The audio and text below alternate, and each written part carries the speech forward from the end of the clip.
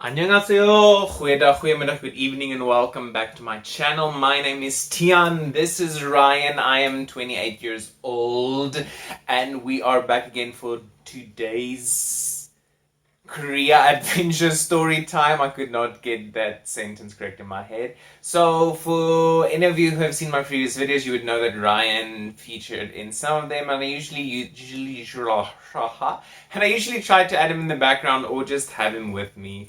But unfortunately, I had to leave my big Ryan back home in South Africa because have you traveled recently? But luckily, I do have a little Ryan here with me to join me on this video. So we are now going back to our episode of me fixing my hair in the video. So we are going back now, continuing with the story. So we've left South Africa. It was a dramatic scene in South Africa. We had dogs sniffing us up and down. We had security telling us we're not allowed to go, and our passports were taken. We were delayed. We were sitting. We were waiting, but thankfully we got pizza. So we left on our airplane ride. It was 11 hours, which it wasn't too bad. I think I've had worse flights. The landing was a bit rough. I will say that was a bit rough. But actually the plane ride was fine. We didn't have any entertainment like I said in the previous video, but that is not the end of the world. It doesn't bother me that much. I at least took things to entertain myself with. But now came the interesting thing. Now we land in Kuala Lumpur. We're in Malaysia. Hello Malaysia. I don't know how to greet in a Malaysian way, but we say hello Malaysia. And we are, again, the only people alive in that airport, except maybe for security and then a few people working, and then I think there were like 2 duty-free stores open and then 1 random ass shop that was selling snacks and things, and nothing else. Everything else was closed or being worked on, or there was nothing. So we land, we get our stuff, then we get escorted to go get our bags because of all the complications that we endured. We were not able to organize our baggage being taken from our chartered flight and then being exported to our next available, or our flight to Korea. So that little part there that you usually don't worry about, that other people usually sort out, we now have to sort it out ourselves. And how do we sort out our own problems? We do it ourselves. So we were taken down, put in a room, and then we had to die of heat. No, I'm actually just kidding. No. Actually, we were just taken down to the lower levels, and then when they unloaded all our baggage, they lined it up, and again, we had to collect it ourselves, which it wasn't that bad. The worst part was it was very hot, very humid, and we were dying of heat. But that's fine. We all just eventually got our bags. And then the real adventure started because now we were at Kuala Lumpur. There is almost no place to really get any real food. We just came off an 11-hour flight. It's like 7 o'clock in the morning or 8 o'clock in the morning that we've just landed. And our next flight only leaves at 20 past 11. So what do you do for that time? We don't know. We didn't do anything. Thank you. Goodbye. No. So we got our bags. Now for the next 12, 11, 17 hours, we need to carry all our bags with us everywhere. Luckily, we had the sweetest guy help us. He took, he's going to feature, right? Let me just go to this. So when we got our bags, I saw that there was the Samsa, I think it was the Samsa Lounge Hotel or some kind of hotel lodge lounge thing inside the airport. I went there and I asked them if they had a room available just to, rest in, freshen up, and then they said no. And I was like, okay, fine. Be like that. Rude.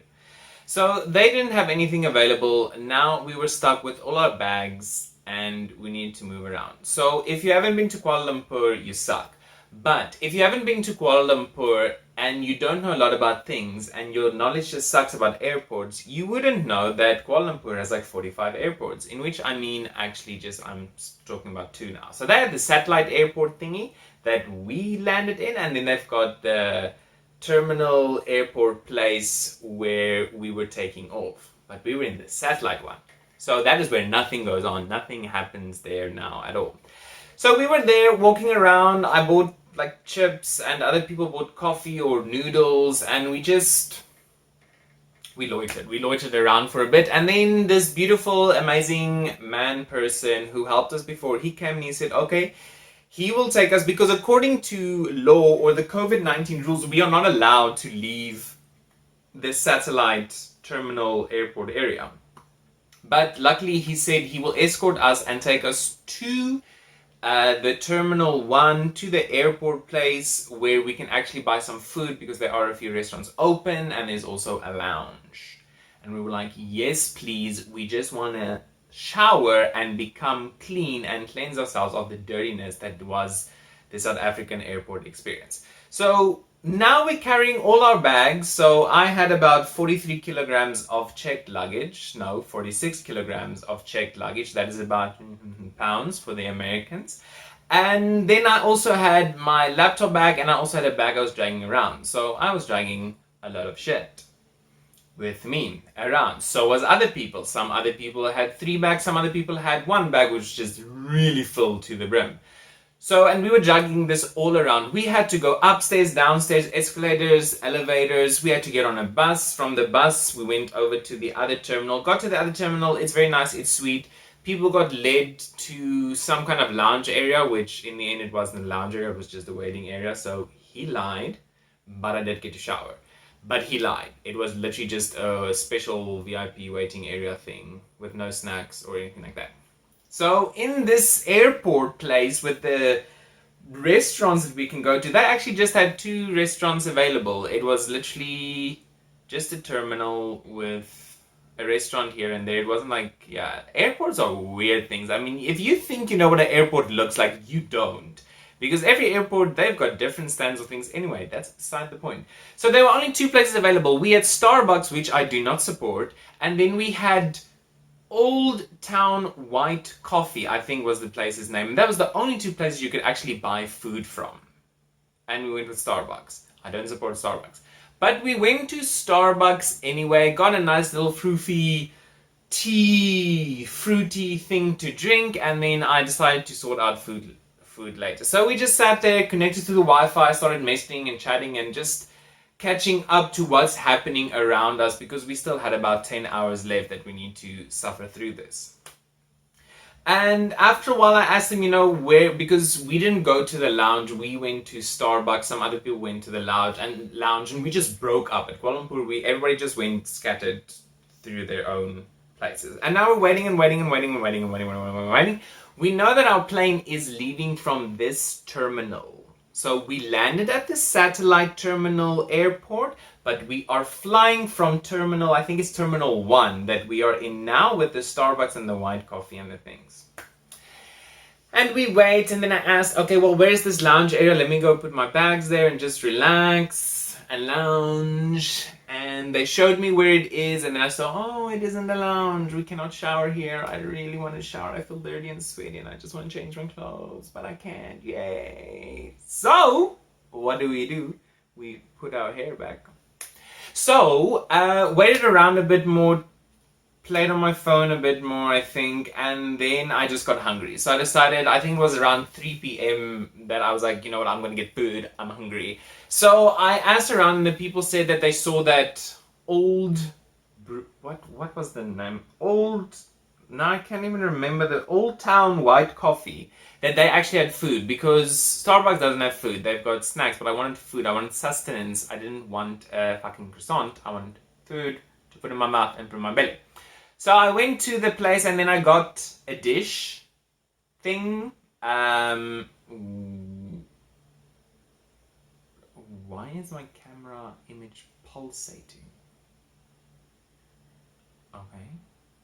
Anyway, so I got a dish. I think it's Nami.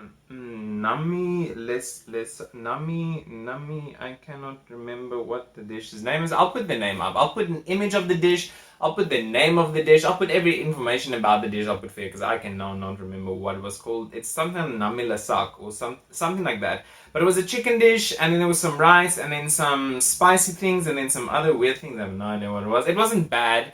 It wasn't bad. It was food. It was food. It was a bit spicy. It had interesting tastes and textures, but I didn't know actually what I was eating. So I think if I knew what I was eating, it would have been way better. So I ate that. It was spicy. Again, your options are very limited. So you shut the fuck up and you deal with it, because that was like a mantra. Shut the fuck up, deal with it. So, what happened next would be very exciting, because what did we do? We waited for another few hours. So, eventually we found out that around 8 o'clock, we will be able to get our boarding passes. But, surprise is we are not allowed to get our boarding passes at Terminal 1.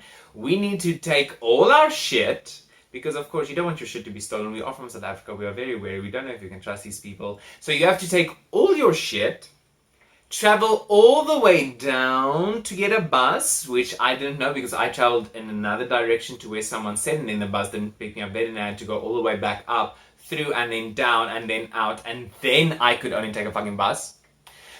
So then we had to go back to the satellite terminal, and now I was very exhausted, very annoyed, and very sweaty, because now I need to travel here, wait another 2-3 hours, get my boarding pass, take all my shit, travel all the way back to get on the flight to Korea.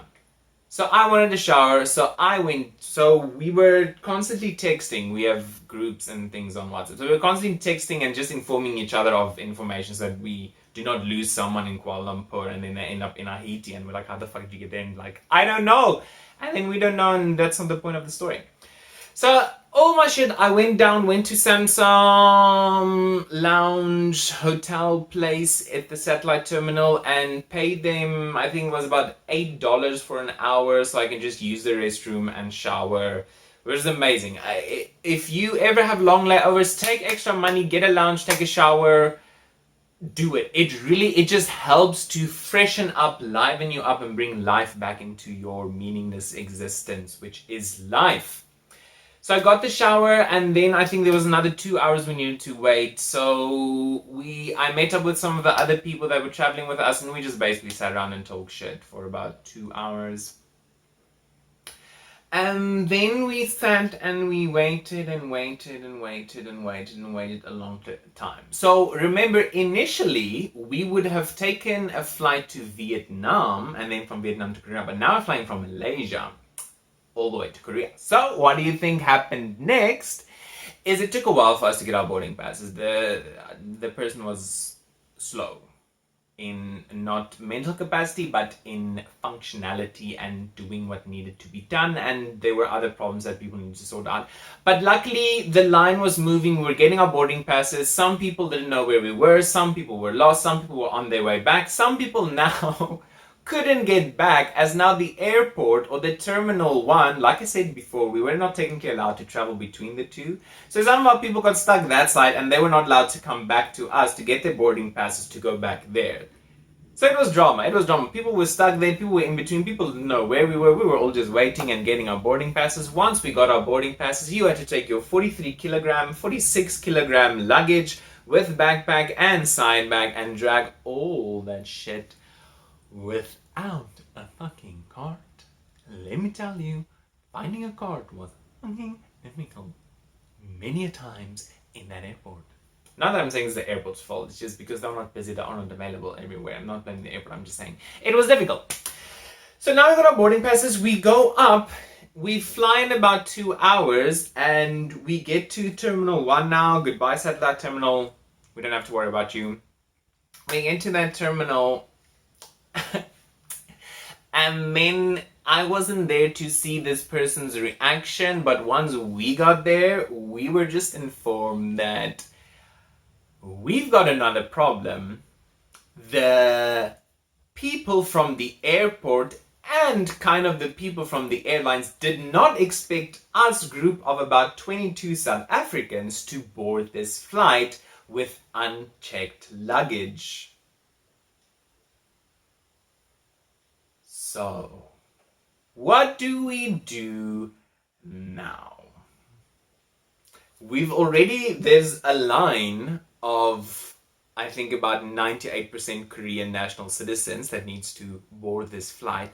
And then you've got these 22 South Africans, yay, needing to board the flight with unchecked luggage because they're ready. They've got their little luggage with us and we're here sweating, breathing heavily on the point of death with all our bags which hasn't been checked, and their bags, they are ready to board. They're just waiting to board, and we're like, we're here to fuck up your day and make your day extremely difficult.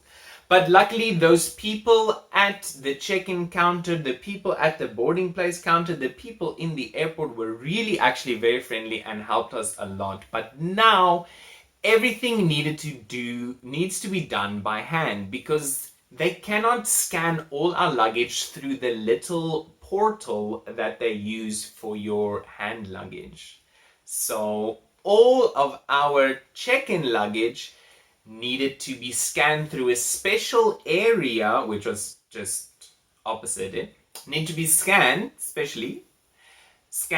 and then they come to you, they ask you your seat number, they write things down, they take it, and then they tag your bag by hand. So everything needs to be done by hand. And shame, this poor guy, woman, person needed to run around to find the Korean Air tags, because you cannot just tag it with anything. You need a Korean Air tag to put on it. So this person was running around, then they ran out, then they have enough, run again, get some more, and then tag us.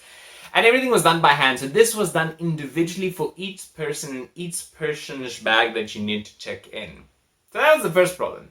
The second problem, they said, due to the COVID-19 crisis, you are only allowed one check-in bag. Our charter flight allowed us two, but we were prepared for this. So they said, what's going to happen is you are allowed your two bags, but you need to pay for your second bag. And we were all like, yeah, that's fine. Can we just do it? Because we thought once we land, we will be able to sort out all the payments here. And they're like, no, you're paying for this now. And how much do they pay for any excess baggage is $100. Your second, not excess, but your first bag is free, of course. Second bag is $100. Third bag is $150. So if you've got 3 bags, you're paying $250 extra for your bag. So now we went through, everyone's lining up, the Korean passengers, or most of the Korean passengers, they were ready to board. We were still getting our luggage checked and bagged and tagged and pushed through. And eventually they started, because of course the plane needs to be boarded. They start to board the Korean passengers. We're being taken to just next door to take our bags through, to be checked and securityed and scanned and x-rayed. So we have to go through a new line like that. That goes smoothly. We get our bags through. Everybody's ready. Most of the Korean passengers, they are through, and then the 2 other foreigners that were with them, they were through, and now we're standing.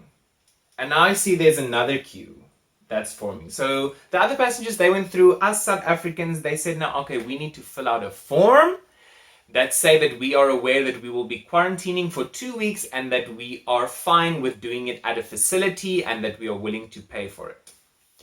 Now everybody's standing there filling out forms. Our bags are littered everywhere. We do not know what to do. And this line takes a lot of time because everybody's filling out a form. Then I find out, surprise, surprise, children, you will be paying for your bag right now.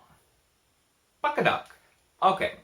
So now I forgot this form at home. I've got all the other forms, but I forgot this form. At least I had some. Fill out this form to say, yes, I do know that I need to quarantine. I'm fine with the government facility and I'm willing to pay for it. In reality, I wasn't, as one, I did not have the money for that, and 2, I was betting and praying and hoping that I will get to be in my apartment to quarantine, which luckily everything worked out. But I said, yes, it's fine, I understand. If not, then I would have just robbed someone, stole their money, and then did quarantine like that. Anyway, besides the point. So now people are coming to get our luggage. They're checking our luggage. Our luggage is taken to the airplane. And I think this whole ordeal made us leave a little bit later. I think the Koreans on the passengers on that Korean flight must have been so angry and annoyed with us foreigners. But that was the whole process. That was the whole process we had to endure from 6, 7 o'clock in the morning to like 11, 12 at night. Because I think we only flew after like 12 o'clock. Because everything needs to be checked and bagged and tagged, and you need to sign forms, and they need to check it was you, and then sign that, and then it was just... That was our second day. That was basically what our whole Saturday was like at Kuala Lumpur. This was day 2. Day 3 is Sunday. Day 3, I will be telling you about what happens once we actually landed in Korea. The flight was excellent flight. The staff was amazing as usual. The in-flight entertainment was a bit... they didn't have a great variety, but again, it's not a long flight. It was about a 5-hour flight. 5-6 hour flight from Malaysia to Korea.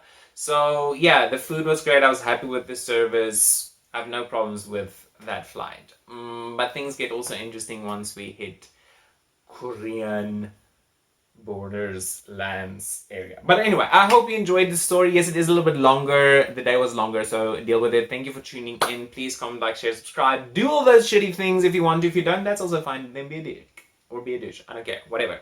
Anyway, have a great day. Have a great life. Have a great whatever you're doing. Don't let fear interfere with your happiness. You deserve all the happiness in the world. Today, liefde vrede, vreugde, best all of my things.